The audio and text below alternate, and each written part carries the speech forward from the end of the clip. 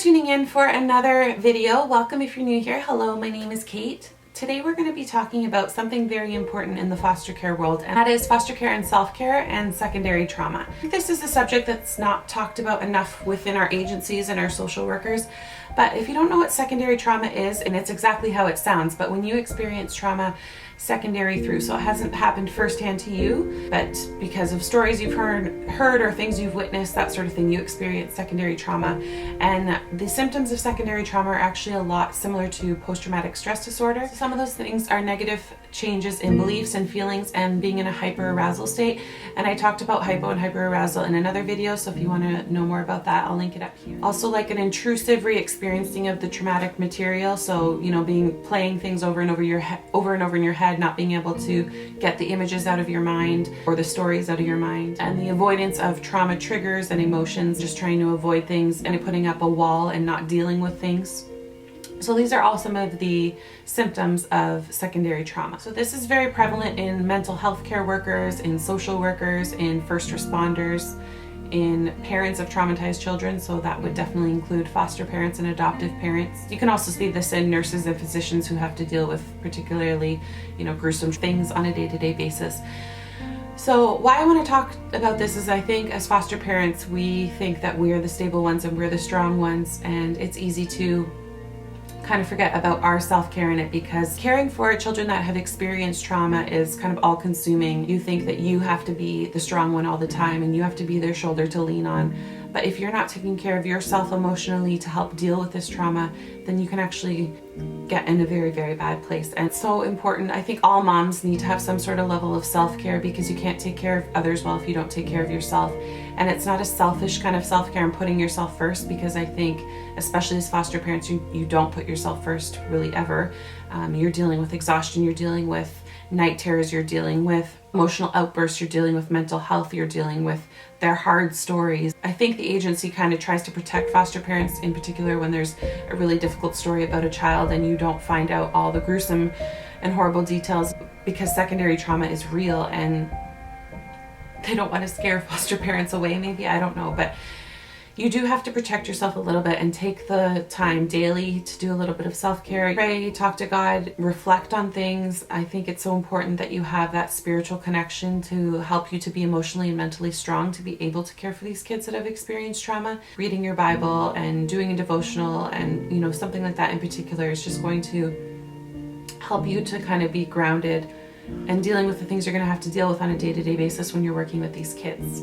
I think eating well and exercise is really important. I think it's very often that is the last thing on our radar as moms and as foster moms, because there's always another need and there's always somebody that needs something. At the end of the day, maybe you don't make the healthiest choices and you're not taking the time for yourself for exercise, but that is so important, especially, we all benefit from exercise, but people more than others really feel rejuvenated after a good workout session. So if that's you, definitely take that time every day, even if you're tired, even if you don't feel like it.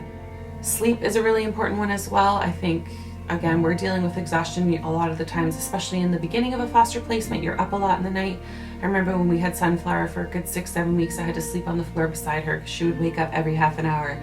And then we got the baby who was dealing with all sorts of stuff as well. It was a really, hard time as far as taking care of myself sleep-wise. I was not getting any of it, and I was snappy with my husband and my biological children, and asking your husband if they can watch the kids so you can take a nap, or instead of staying up late to have me time, just go to bed, because sleep is so important to kind of rejuvenate our minds and get us ready for the next day. You're a trauma mama, it's a whole other ball game, and you really need to take that time to take care of yourself, have healthy habits, healthy eating, healthy sleeping, working out, doing something for you, whether that's going for a pedicure, going to get your hair done, going for a walk in the park, going to a book club, whatever it is that relaxes you and rejuvenates you and just kind of takes your mind off things.